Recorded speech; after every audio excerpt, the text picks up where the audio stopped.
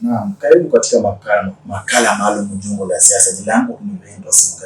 Wiki iliyopita niliangusha sehemu ya kwanza. Tulikuwa watatu lakini mmoja alisema kama meli iking'oa nanga lazima iendelee.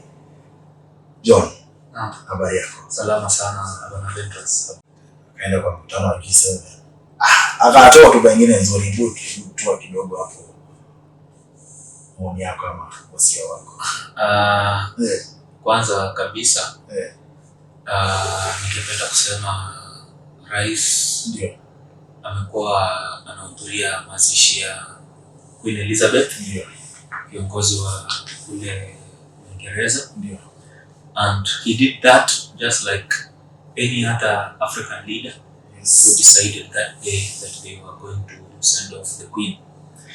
There are many people who talked many things about it, but personally, I don't see if it's a problem. Having gone to England to attend that funeral and being there, he gave his speech. He was addressing the country, and also he was addressing. Okay, what made me like so much is that the president gave a very comprehensive speech, and not only did he talk about only Kenya, but he talked about Africa as a whole. So the speech that the president gave, to me, it was inspirational, it was good, and it gave this sense to African leaders that, come on, we need to wake up, we need to do this thing, we need to unite as Africans, and we need to fight for our integrity, to fight for our own freedom as a continent. Kabisa, baada ya kumaliza hapo, hata mimi naungana mkono na rais wetu hapo, anaongea vizuri hapo, aliwakilisha Kenya na Afrika yote. Tukoja kwa Kenya, ya mada bwana Murathe akaweza kufungiwa. Alikuwa anaenda usafiri wapi? Naona kwamba aliweza kujibiwa usafiri. Je, ni vizuri ama ni vibaya? Murathe, kwanza ni Murathe mgani tunaongelea? Hizi one Murathe Jubilee. Jubilee wanaona mmoja ule. Murathe mmoja mshajua, unajua Murathe mambo yake ni mengi. Ndio. Lakini ile kitu naweza sema ni, you know, for them kuzuia him from going, they had a reason. They had a reason as to why walimzuia kwenda. So personally siwezi niseme labda walifanya vizuri ama vibaya, lakini ile kitu naweza sema ni, you know, this is a country with restrictions to follow. And if there are restrictions that you should not do this and this, even if you are the president of the land, there are laws that keep us. So maybe kama kuna reason yenye imefanya hakuenda, maybe we cannot go into that. Naam, tukirudi bwana Miguna ile mmoja ambaye aliweza kufurusha nchini Kenya baada ya mwaka 2018 kumwapisha bwana Raila. Alimsaidia kweli, lakini kwamba ilienda kwamba sio passport yake ya provisional. Ametangaza na rejea. Na kurejea kwake kunaweza kuwa na uzuri na ubaya kwa kiongozi William Ruto. Sio kwa William Ruto. Wote wawili, lakini ambaye ako na wasiwasi kabisa ni Raila. Unaona kwamba urejeo wa Miguna kwamba atachukua nafasi ya upinzani kumuondoa bwana Raila Odinga katika ulingo wa siasa. First of all, the opposition seat is reserved for Raila Odinga. Yeah. Let me start there. Raila Odinga was he was number 2 in the election that we just had. Why give him? Hata mmoja some mwingine ashwe kiti. No. For we, with the government, with the UDA supporters, we know that we have a very strong open opposition, the one that is going to shape the government, and that is Raila Odinga. And there's me team as large. Mona Kalonzo ndio anajaribu kupeana to updates hapa na pale. But what I can say is, you know, Miguna coming back to the country is two ways. One, it might be of positive impact or negative. Let's look at it this way. One, Miguna first of all he was deported. Hapo ambiwa toka kidogo nenda ukae UK alafu utarudi. He was deported. He was told toka Kenya aone kwamba akona uraia wa huko. Sasa lazima wacha akae kidogo. Hapana. Unaona hata kama hapana, we know well. We know that Miguna was deported. He was not sent at enda ufanye biashara ama nini. He was deported. He was told to go out of the country. Kabisa. Now, but I don't think that Miguna kwenda aleta utulivu nchini Kenya, kwa sababu Miguna alikuwa analeta riots maandamano. That's why nimesema you don't know Miguna. Like personally I follow Miguna on Twitter. Yeah, everything that Miguna writes, I look at it. Yes. You know Miguna is a good inciter. Yes. He knows how to incite people. Miguna he knows how to pull the crowd. Anajua akiongea he has, and you know Miguna has his people. Yani akotuna watu wake ambao wanamsupport. No matter what he does, he has his people. But for me, what I can say is nilikuwa bado naeleza kusema kwamba there are two ways. Miguna come to the country. One, you know Miguna is the one who saw in Raila Amolo Odinga in 2018. Yes. In 2017 or 2018. Yeah. Before the handshake, wakati ule wakiapisha Raila, wakati alikuwa amekataa kukubali matokeo ya ushindi. Na baada ya kumwapisha, they were in good terms. Miguna was in good terms with Raila. But this is politics. Something happened along the way, yes, and then the two parted. And then all of a sudden, you start seeing, oh, Miguna, when he writes on Twitter, he's writing about supporting Ruto and everything like that. But now that he is coming back to the country, yes, Miguna is coming back to the country, we have to accept two scenarios. One, Miguna might be a problem to the country. Because if this is the guy, yes, who saw Raila Amolo Odinga, despite Kenyans knowing that the president was Uhuru Muigai Kenyatta, against the constitution of Kenya, against the constitution of Kenya, yes, he saw in Raila Amolo Odinga. Yes. At one point, yes, he seems to be very much, yeah, supporting the constitution and defending it. Yes. At another point, anajaribu kuipinga. Yes. So huyu ni mtu hapa, Miguna can do anything. If he anaweza apisha Raila wakati Uhuru ndio president, anaweza kuja apisha sasa Raila Ruto akiwa president. You know, we don't know what this man can do. By the way, hakuna mtu anafikiria kitu kama hiyo. Unajua Miguna is, yani yeye ni mtu ambaye anaweza amua anything. Wasema mtu ambaye hawezi fanya kitu. Yeah, yani ni mtu mwenye hata mkiwa kwa siri wa anaweza fika mahali akwambia usipofanya hivi, mimi nitatoka nifanye the other way. But then what I know about our government, yes, is that Miguna will not be allowed any chance to do such, because the president, yes, that was just elected the other day is competent, is willing to do his work. Yes. So at the end of the day, if he does according to the will of the people of Kenya, afanye kila kitu linastahili, ajenge Kenya, ajaribu kushinda ufisadi ambao ni ngumu sana kumaliza, lakini ajaribu kwa kiwango kikubwa kutetea maslahi ya binadamu na wananchi wa Kenya, then he will be loved. Then Miguna will not have any chance to start opposing the good thing that he's doing. Otherwise, Miguna coming, he can decide and then bring riots to Kenya. So even me personally, nilikuwa naona tu ako sawa akiwa pale, anafuatilianga affairs za Kenya akiwa huko, naona hata alipiga kura. Yeah, so he's very okay when he's there. But look at the Nyanza region, Nyanza province. Unaona kama ni tishio Raila Amolo Odinga. Because Raila Odinga has been since 1994. Kingpin, lower kingpin. I want to say this, that Raila Amolo Odinga in politics, first of all, he has no equal. Let me start by saying that as long as I'm a supporter of UDA, I have to also say that Raila Amolo Odinga is good when it comes to politics. And that's a guy who has influenced the Nyanza region again and again. Unajua, take your statistics. Ever since Wajaluo waanze kuvote, those are the people who have been diehards of Raila Amolo Odinga. They vote, yani vote. Kama Siaya unaangalia unapata Ruto gets 7% of Siaya votes and then Raila has like 90%. You see, this is a region that is a stronghold of this guy.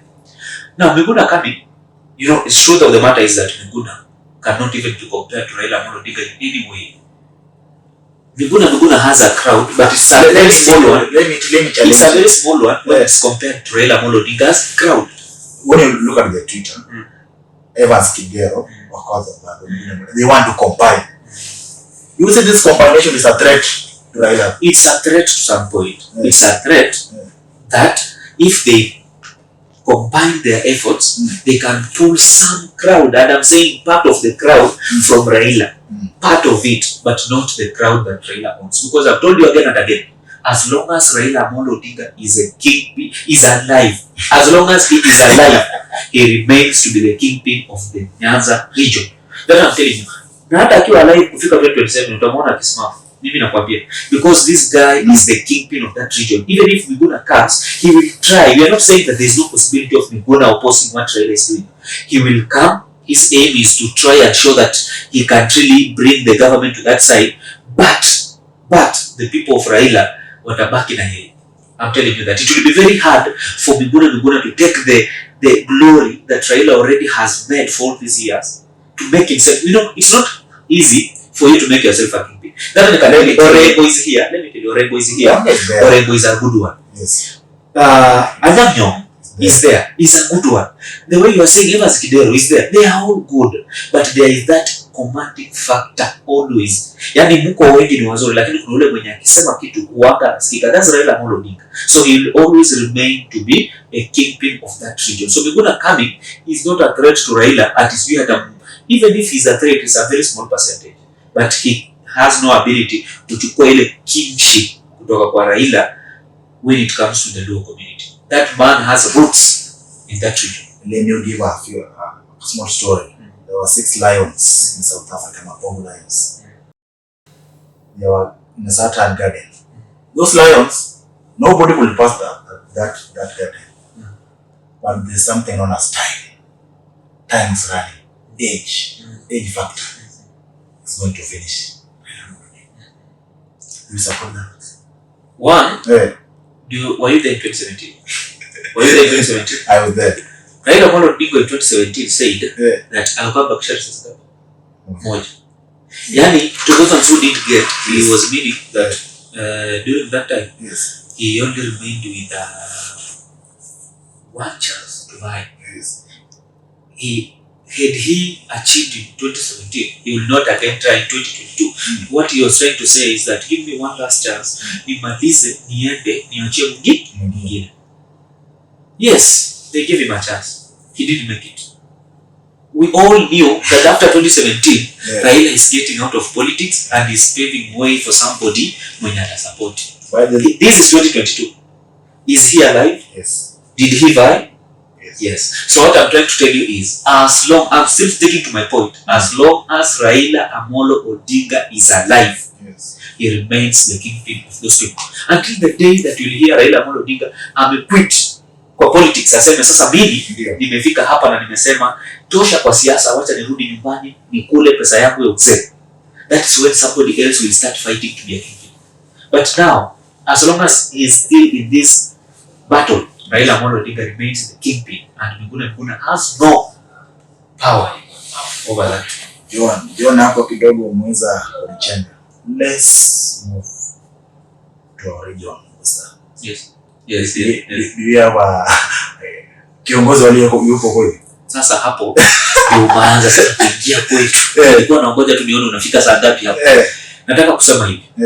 That lawyers, we are very strong, very strong. What we lack is coordination and leaders who can stand on their decision to take our people. One, yes, I've always known that our kingpin in Luya land was Musalia Mudavadi. That's what we knew. Until recently when one of our mzees called Tuoli stood to say that Oparanya was the new Luya kingpin. But now, you remember Papa Tuoli alimwapisha Musalia Mudavadi mwenyewe. But mwenyewe akamgeuka akaweka nani? Oparanya. Sasa nataka nikwambie hivi. Unaona, like when we say that Raila Amolo Odinga is a kingpin of the Jaluo, haitwangi tu kingpin kwa jina. Wanaangaliaka wanasema, do you have the ability to carry the biggest portion of where you come from? Like Raila carries 70 or 80% of the Nyanza region. That's why everybody says, hey, that guy is a kingpin. Yani when he talks, he has this crowd that no matter what, it's not going to be shaken. Let's come to Western. Now, the two people that we have talked about, that is Musalia Mudavadi na Oparanya. Now, niambie kwa hao, mwenye utasema anaweza simama hapa, aseme mimi naleta kura 80% za watu ya Western. Unajua, Wetangula is equally a threat when it comes to Western. But Bungoma votes from Bungoma only. And Bungoma is part of? Yes. It's part of Western, of course. Yes. But what I'm trying to say is, we are looking for a guy who brings Western votes, not county votes like Kakamega. What Oparanya brings Kakamega votes. Sindio? Yeah, Musalia Mudavadi brings Vihiga votes. Sindio? Wetangula brings Bungoma votes. But do we have that guy who can command Kakamega votes, Vihiga votes, Bungoma votes, Busia and Trans Nzoia votes? Do we have? No. So far, Luya doesn't have that guy, because Luyas, we are very good. We only need somebody who can convince us towards doing something in common, like any other tribe. But one problem is this one. These lawyers, they vote differently. You think that this round voted for Kenya Kwanza. Yes. Musalia, Kenya Kwanza. Oparanya, Azimio. Yes. You can't. Yule na mada akona ushawishi kidogo. Kidogo kabisa, na hata asipochuka inaenda kuisha zaidi. Sababu maybe chances of him maybe being regained again as a cabinet secretary. So unaona ziko minimum sana. Yeah. So yeah, anaweza kuwekwa nje kabisa. So let's not talk about him as one of the people who brings influence. Let's talk about the four. But do you think that this political factor supporting which side, either Azimio or Kenya Kwanza, that one affecting our unity? Very true. Yeah. I want to give you a scenario. Everybody knows in 2017, unaona Kakamega imekuwa tu stronghold ya Raila Amolo Odinga. 2017 ilivotia, 2022 imeprove. Yes. Bungoma 2017 ilivotia Jubilee, Ruto na Uhuru. 2022 imevotia Ruto. Yani unaona Bungoma they call themselves UDA members. Kakamega call themselves Azimio members. Do you think that and it is Bungoma, let me tell you Bungoma ndani angetoka kwanza, unajua masaibu ya Wetangula. Woni alitolewa kwa minority leader of Senate. Akakuja nini? The people of Bungoma voted kwa hasira. That mwenye watu wazimio ODM walinyang'anya mtoto wetu kwa Islam naenda kuogewa. I can't say that. I can say that Bungoma, one, unajua sababu Bungoma imeleta votes mingi. One, Wetangula being a kingpin of that region. He's a kingpin of Bungoma, not Western. Mark my word, he's a kingpin of Bungoma. Musalia Mudavadi is a kingpin of Vihiga. Don't matter let it not be. But remember that kingpin wa huko. Musalia Vihiga ana ushawishi mkubwa. Lakini yeye hapo ndipo anaweza sema analeta kura. Sasa Musalia analeta kura kutoka wapi? Musalia hawezi leta kura kwa yake. He has not brought it before. One thing I like about Musalia Mudavadi is that at least for once he made a decision of joining Kenya Kwanza. It was a wise one. Like I say again, it's a wise. Because had he not done that, tungekuwa serikali. Hiyo ni swali la kuuliza. Kama angekuwa ameenda ile, niambie. Unajua mimi sasa hizi naweza sema ndio Oparanya alihepa. Mimi mluya Kakamega. Lakini Oparanya amehepa serikalini. But then at least I have the ones now. If as a matter of fact Luyas, we are going to be represented. That's true. At least for once, we are going to be represented. Sindio? Na 2017, Weta alisimama na Musalia Mudavadi na Oparanya, lakini wote walisupport nani? Raila Amolo Odinga, who didn't make it to the government. So we Luyas didn't enjoy that much of being kwa serikali. Unaona? Lakini this time round, at least tunaweza sema tuko na Musalia Mudavadi making a decision to join Kenya Kwanza.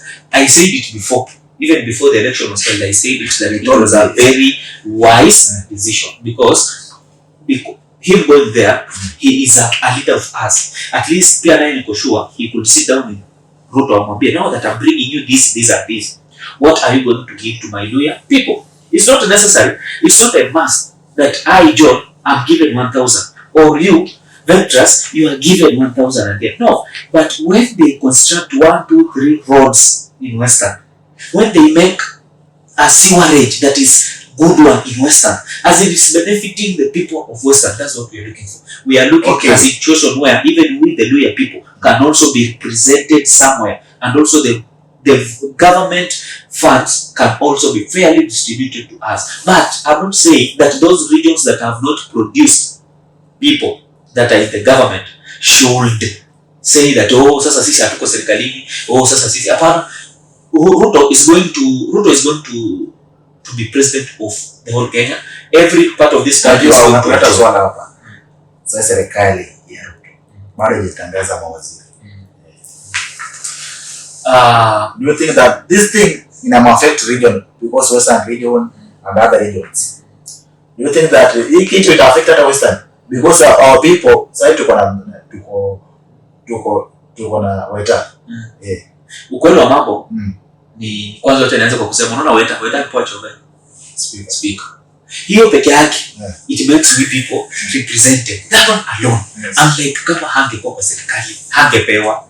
So being in government, that one alone shows that we are well represented. That's one. Two, cabinet secretaries are there to be drawn. I can tell you well that before Kenya Kwanza reached an agreement with Musalia Mudavadi that we want to make a coalition called the Kenya Kwanza, so bring your ANC, want to make a government, lazima walikaa chini wakasema mimi nikikuja kuunga mkono napatiwa nini na watu wangu wa Western tunapatiwa nini. So let's wait and see the president draw his cabinet ministers. But what I can say is that I'm confident that in these cabinet ministers, Kenya is going to be represented well. All regions of Kenya are going to be represented well because that is our dream. That's what we are looking for, that Kenya operates as one. Mjaluo, Mkikuyu, Mluya, mtu wa Coast, everybody sits together to share ideologies because what we need is ideologies that can bring our country far. So unaona kama saa hizi treasury ina pesa mpaka sisi watu hatujapewa help. So we need to. My director is saying that time is running. Your last segments. My last statement before I end, I can say that we as Kenya, we are one. Yes. You know, we are one. As long as we might be divided by where you come from and everything like that, the fact remains that we are one, and that